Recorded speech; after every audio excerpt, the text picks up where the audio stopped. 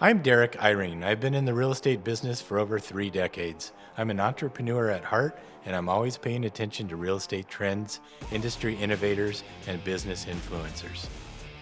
I'm Alan Smith. For over 25 years, I've helped buyers and sellers with their real estate needs. Join us on this podcast. Let's talk about strategies to help you play this real estate game to win. Join us as we search out the latest trends, hot topics, red flags, and deal breakers in every episode of Market Movers. Hey, it's another podcast. How about that? And today we're going to be a little more broker-centric than we have in the past. We're going to talk specifically about ways you can build your business, ways you can drum up and attract business, some indirect, some direct, and just some thoughts we have on how you can build your business. So if you're a newer broker, this might be even more important because that's always the question. Gosh, what do I do? So, and we can start in no particular order. These are just kind of a brain dump on things that people have used successfully over time. And one of the things starts with wearing your gear and your swag. If you have a company that provides an option to get clothing that has a logo on it or a badge or something like that, you'd be amazed. Everybody wants to talk about real estate, right? So if you're wearing your company logo and you're standing in the line at the grocery store, I guarantee you somebody is going to say, "Oh, you're in real estate? How's the market?" Fortunately, we're not funeral directors. Everybody wants to talk about what we do for a living, and so something that subtle you may find opens a door to a conversation. Yeah, who was I? I was either talking to somebody. I heard somebody whose parents were in the funeral home business. Okay. And they used to, during the holiday season, they would come home and say they were slammed. Oh boy, yeah. I'm so busy. That's not a good business to be slammed in, No. but ours is. But the problem is we get a little shy, right? I do. I don't want to be out there just pushing my business on people, Right, and foisting myself on them that way. But I also do love to talk real estate. So that's one of the best ways to do it. And we've always talked about that. It's so easy to just wear something with your logo on it. And sometimes you don't even realize, when somebody starts talking real estate, that their cue is your logo. Right. And all of a sudden you're in a real estate conversation. So it's one way to get out of being what we call a secret agent. So there's maybe first takeaway is don't be shy about wearing stuff that identifies who you are. The goal, especially if you're new, think about how people identify you. They know you as a relative or a friend. They know you as a member of the bowling league or the golf club or all these different things that they know you. Where is real estate on that list of how they know you? And at a certain point, you want to raise and elevate them or that status so that they think of you as the go-to real estate person, right? In addition to being on the bowling league. Right. And so every little thing you can do to remind them that you're in real estate without being obnoxious, like, "Hey, do you know anybody? Hey, do you know anybody? Right. Hey, do you know anybody?" Nobody wants that in their life, right?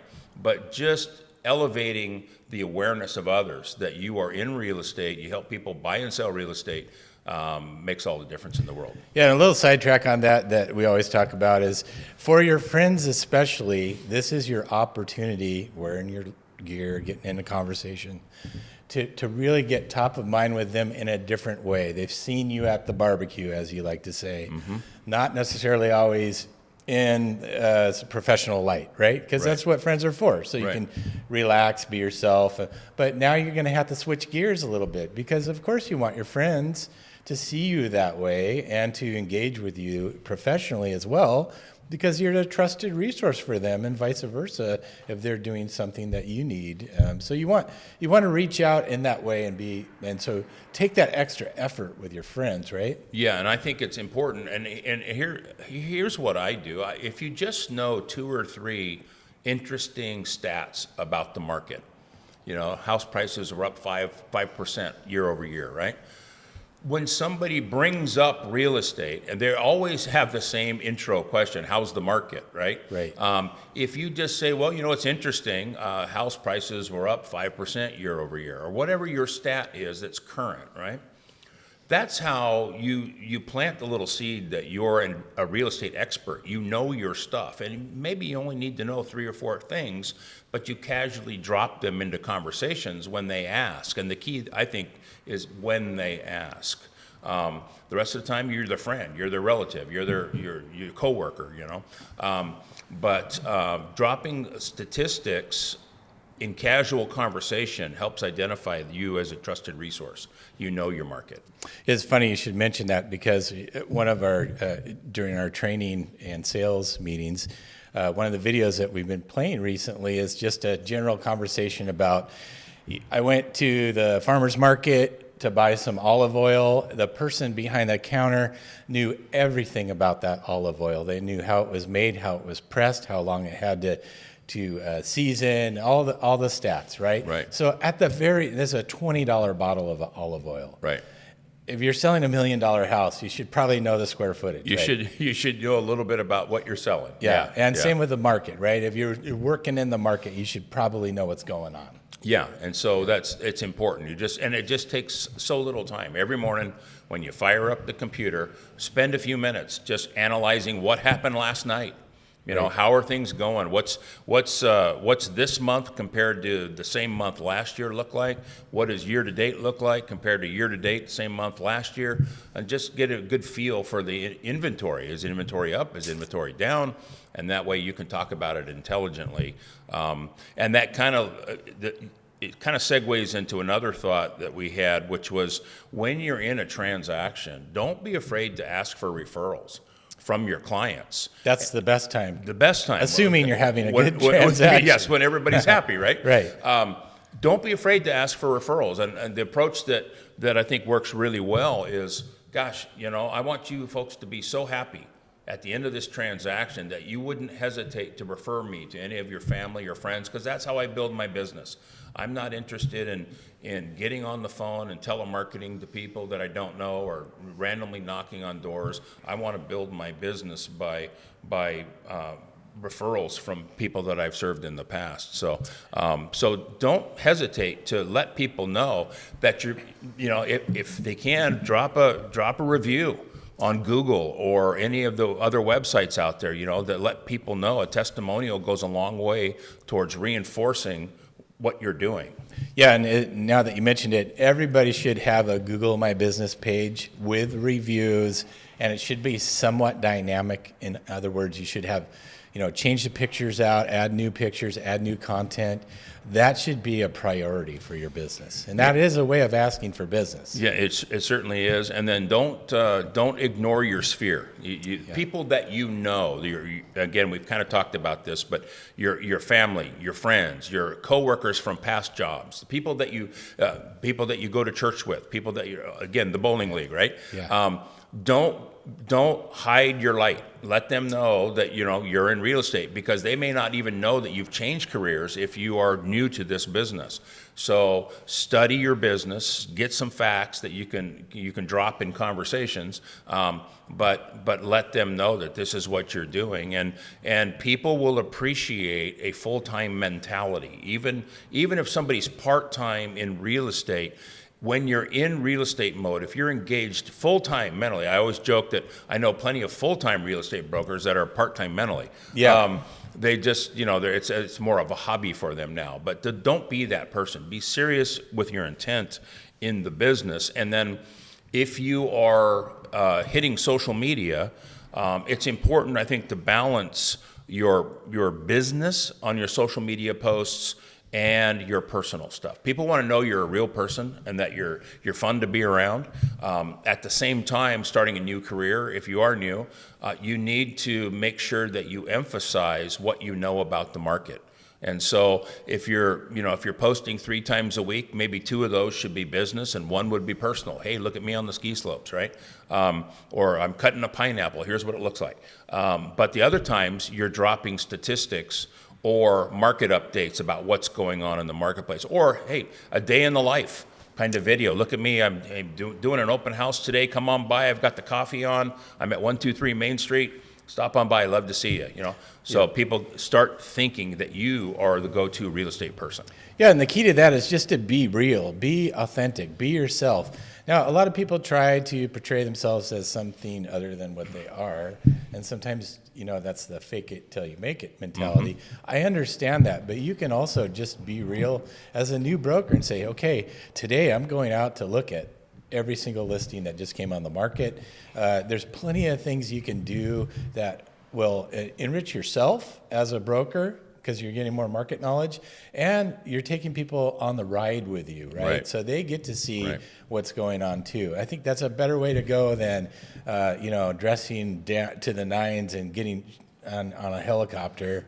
And I spent about an hour on a site the other day where everything was a helicopter ride in a $5 million mansion and this and that. And I'm like, I don't know anybody that operates like that. That's not my market. I mean, if that were my market, I'd probably be scrambling trying to figure out how I could buy a helicopter. But that's not my market. And it's funny because you and I were just at a recent event, an annual event where we acknowledged the top producers, top 1% within our entire company, right?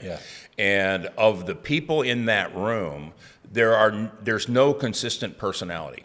You've got people that are like, wow, look at me kind of people, and you've got other people that are really more analytical in nature, different personalities. So there's no right or wrong way to do real estate. The important thing is what you just said.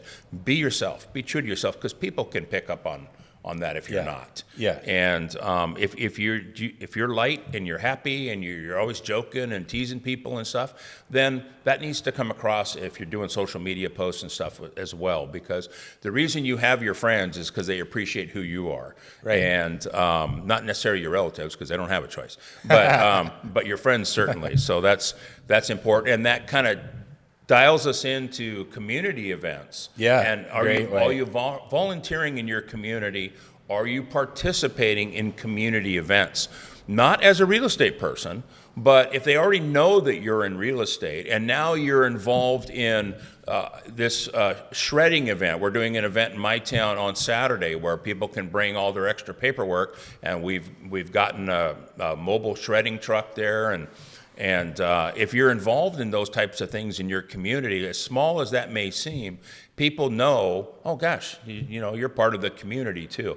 And that's becoming more and more important to people these days, I think. Even if you're in a big city, there are community events going on, and people will appreciate the fact that you're involved and you're trying to make where you live a better place. Yeah, and you can just pick out something that would be of interest to you. You don't have to really, it doesn't have to be an outreach intentionally to get clients. That's not what you're looking for. Find something that you like, get involved in it, and it'll come up, right? Yeah, in fact, most of these things that we're talking about are not designed to intentionally get clients. It's designed to have people acknowledge who you are and see you, and that attracts business. Yes. So you're not searching for business necessarily, but what you're doing is attracting business to you. So that's important. And along with networking events, just do you belong to any group or club that you can network with other people, other professionals in other industries, because they may be a great resource for your business as well.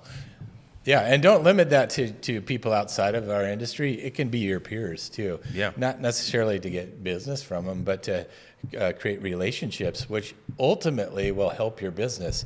The more relationships we have with other brokers that are good, the better chances we have to get things done for our clients. Because, I want to work with somebody that I know and can get stuff done if possible. Right, and nothing is more important than somebody referring a friend to you. They're saying, hey, you've got to call this person. They're awesome.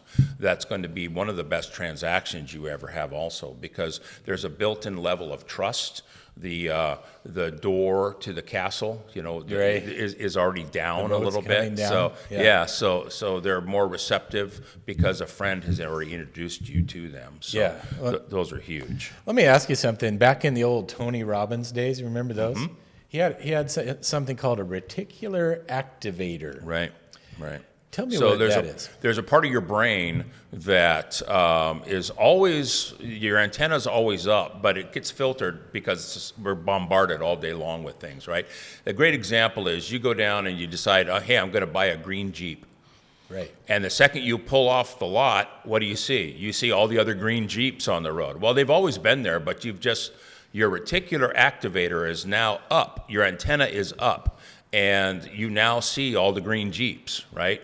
So having that awareness about your surroundings is part of that, part of the reticular activator. Yeah, and that leads me into something that we just learned about at one of our meetings this last week, the 5Ds. And this is, again, about just having that awareness. What are the 5Ds, Alan? So the 5Ds, now this comes, part of this comes from ninja selling, which is being aware of change in other people's lives, because change oftentimes sparks a move of some sort, right? Yeah. So in real estate, the 5Ds are diamonds. Did you write it on your hand? No, but I have to look at my fingers because it's the only way I can remember it. Diamonds. Okay. Okay. The second one is diapers. All right, so marriage, baby. Right.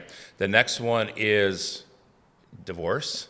Okay. Unmarried. Yeah, unmarried. The fourth one would be downsizing. Okay. Okay, so sometimes people are just downsizing, and then the fifth one, of course, would be death. That one's a tough one. So those are the 5Ds that cause the most change in people's lives. Well, and so when you think about people needing to make a move, sometimes people make a move and it's a real happy event. It's a positive thing. Sometimes the reason they're moving is not a happy, positive thing.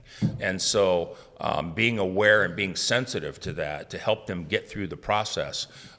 It's still going to be a little bit of a roller coaster ride, but your job is to make the roller coaster ride fun, not terrifying. So bringing extra drama into the equation, or bringing extra anxiety or causing anxiety on your client's part is never going to serve you well. It's your job to filter that out, because they don't need more of that in their life, regardless of the reason for their moving. But those are the 5Ds. Yeah. So. Well, and I think it's important to just be aware of that. Like Bob in our Lake Taps office says, life is dynamic, right? And so today, in my mind, I'm never moving. Right. I'm never leaving my house, right? But things happen, and the 5Ds are the pretty important things, right? 5Ds, yep. And that may change your outlook on life. And a person's motivation 7 months ago may be completely different today. The good example came up when we were talking to him the other day. He had a client that he lives in the same neighborhood, and he just knows these people, and that was their forever home. That was, we're here. This is where we're going to end up, And all of a sudden, here come some grandkids. Yeah. And they're not quite close enough. So now all of a sudden they're thinking about moving because they want to be closer to the grandkids. Right. So again, life is dynamic. And one of the 5Ds, there you go. And you just never know what's around the corner. So being receptive and having your ears open when you're in conversation with people, listen for changes going on in their life. Is that an opportunity that's going to cause them to want to make a move? Absolutely. Yeah. Now, let's talk about something that I'm a big fan of if you're a real estate broker, brand new especially, open houses. I think the best opportunity to both put yourself on display and to pick up new clients. So there was, and it's funny, this has kind of gone in cycles.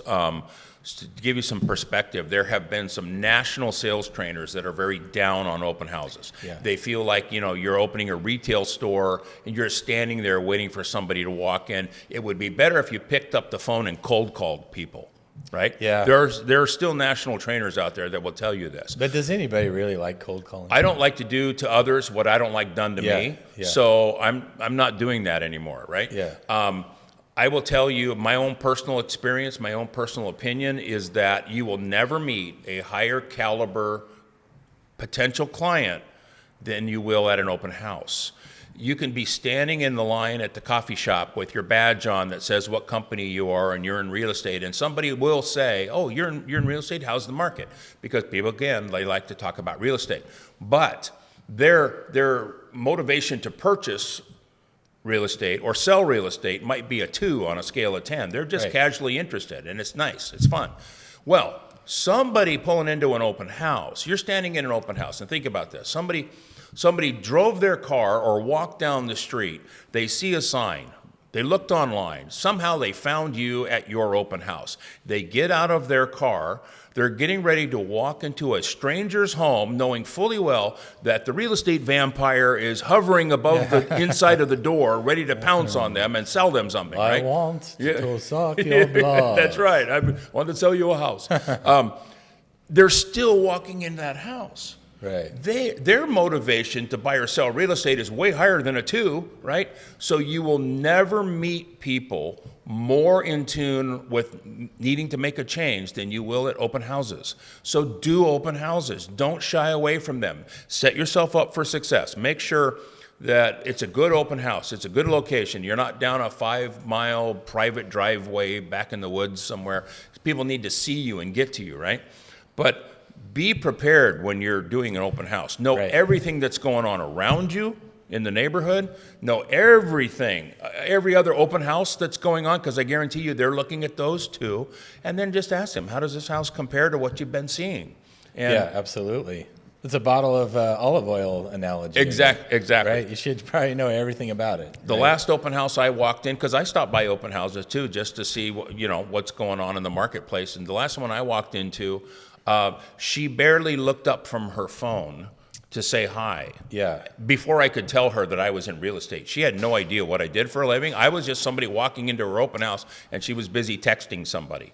Yeah. And that went on for almost a full minute while I walked around the house. Well, I mean, it was you. Yeah, I know. I know. No, I'm just kidding. Yeah, and there is a balance there. I think you got to learn from somebody that's really good. Find somebody in your office that you know just from talking and hearing is really good at open houses, at talking and engaging with people. Mm-hmm. And, the big thing is just to find something in common, right? So you got to sort of mimic somebody that's good at that. And you don't want to be too aggressive with folks when they come in, but you also don't want to be the person staring at their cell phone the whole time. Exactly. So you want to be attentive. Good at it, right? Yeah, and you want to, and don't be afraid of what you might think is the nosy neighbor that's stopping by. So, for example, there's been periods in my career where I've done multiple open houses at the same location, and every weekend the neighbors would pop by just to see how things were going. And I used to think, wow, these are just nosy neighbors. Well, actually, come to find out, they were auditioning me. Yeah. They were interviewing me to figure out if I was the kind of real estate broker they might want to hire when they were getting ready to make their move. And so forget about the nosy neighbor concept. You're on stage, you're auditioning for a job, and they may be trying to figure out, do I want to work with that person? So don't be afraid of that, and don't be afraid to ask for business. Right. Don't. The best way is to say, yes, the market's. I've been pretty busy, but I'm never too busy for any of your referrals. That's a great. Right. That's a great approach to business. Is just let them know that you're open to the idea. If they have somebody they know that wants to buy or sell real estate, you're happy to help them. And part of the backstage to that is don't be Mr. or Mrs. Drama. When you're talking to your friends, oh my God, the market's this. Oh my God, the market's that. Oh, I'm so busy. Nobody wants that in their life. So even your friends will say, well, I'm not going to give him any business. I don't want to add to his grief. You want to make sure that you're projecting yourself in a positive way when you're in casual conversations also. So I'm never too busy for any of your referrals is a great approach. Absolutely. And that's back to walking that fine line on social media. You need to talk about your business, and that needs to be part of it, but you also just need to be you, and you have a life, and you have whatever you do in your life. You should probably share that a little bit. Yeah. You don't have to, but it's nice to have a mix. Well, and we have a very successful broker in our office that is a big believer in the small things. The small things make a difference. For example, thank you notes. Yeah. And by the way, handwritten, hand-addressed thank you notes, not something you slam out on a computer. He is very diligent about making sure, I don't know what his number is, but at least 2 to 5 a day he does. Right, and if that doesn't sound like very much, give it a try. Give it a try. And here's what happens. When you look for people that you can write a little quick thank you thank you note too, it changes your perspective in life, because now when you're walking through your day, you're looking for, okay, I got to send out 3 thank you cards today. You're looking for, looking for opportunities for people that you can thank, and it changes your perspective on life. Yeah. Because we all see what we look for.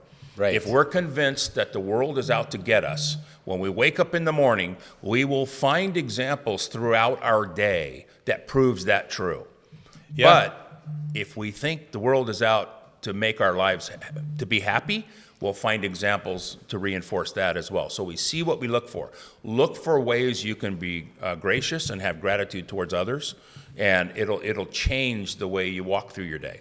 Yeah, and let's wrap that up with the gracious gratitude part, because I think that's the most fun part of the transaction and the most important. There's 2 opportunities, you probably think of more, but I can think of 2 right off the top of my head where we can express those feelings. One is at the closing table, and then the other one is the anniversary of the sale or the purchase of a property. Absolutely, yeah. Every time, so you should be making note of everybody's house closing anniversary, and you should be calling them up or texting, or in person is even better. Great opportunity for lunch. Show up and say, like hey, lunch, wow, obviously. I was just looking at my calendar. Can you believe it's been 2 years since you bought your house? How's everything going? Did you end up doing the garden thing that you were talking about, right? Yeah. You're not selling anything here. You're just reminding them that you exist, and you're being gracious enough to, hey, happy anniversary, So house closing anniversaries are a big deal. Big deal. And then closing table, a lot of brokers don't show up for the closings, and I think that's a big missed opportunity. It's the biggest kind of the apostrophe at the end of the sentence for your buyer, right, and your seller. Right? Yeah, it's kind of like, okay, so you met them, however you met them, and you started showing them houses. Let's say they're a buyer. You started showing them houses. How long did that take? Well, it might have taken a few days, a few weeks, a few months. You never know, right? But you've been with them through this whole process. And then you roll up an offer for them, and you help negotiate everything from the price and the closing date. Then you went through the home inspection. You were there. You negotiated some repairs maybe on the house. You've been through the whole process. Maybe you even referred them to their lender. Right. And you help build that relationship. So you're going through this whole process with them, and now it's time to close, time to go in and sign your documents, and you're not available. You're not there. The most important step, the final punctuation at the end of the sentence, and you're not there. What kind of impression does that leave? Because here's the truth.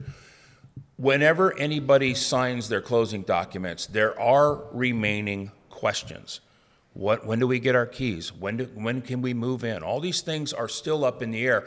And the escrow closer, especially if they're a mobile notary these days, they don't have any of those answers. Right. They don't know anything about this hired transaction. Gun. They have an address and a name. Right. They're here to help you. Sign here. Press hard.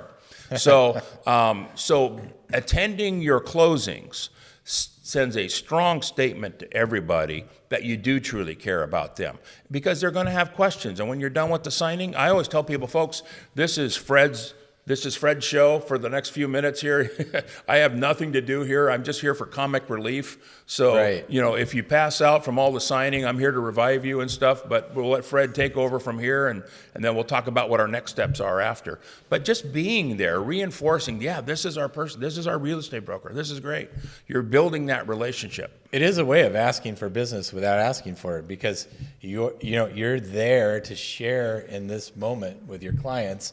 And it is a good time also to let them know that you're available for their friends and their family. If they liked what they had with you in the transaction, then of course you'd love to help their friends and family. So, I mean, you're not there for that, but that is a good time to celebrate, and also just let them know I'm here for you down the road, in the future, friends, family. I'm your person. Yeah, and in fact, I had something happen recently at attending one of the signings.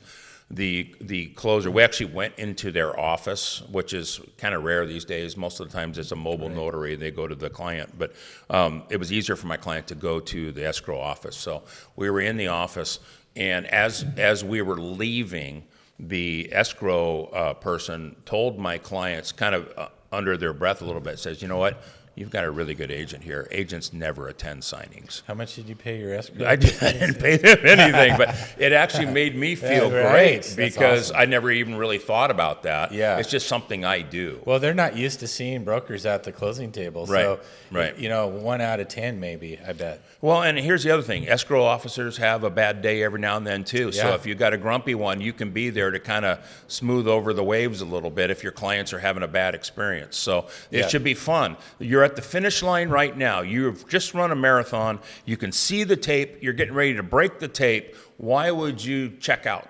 Yeah. On that, why would you stop Right. the run, right? Right. Just finish So the laying race. down right in front of the finish line. Yeah, finish the race. So with that, Al, I think the moral of the story is don't be shy. Don't be shy. Ask for business. Ask for business when people are happiest is always generally good. And if people aren't happy, work it out, right? Remember Figure the it old, out. yeah. Remember the old song we used to sing as little kids. This little light of mine, I'm going to let it shine. Yeah. Right. Yeah. Don't hide your light.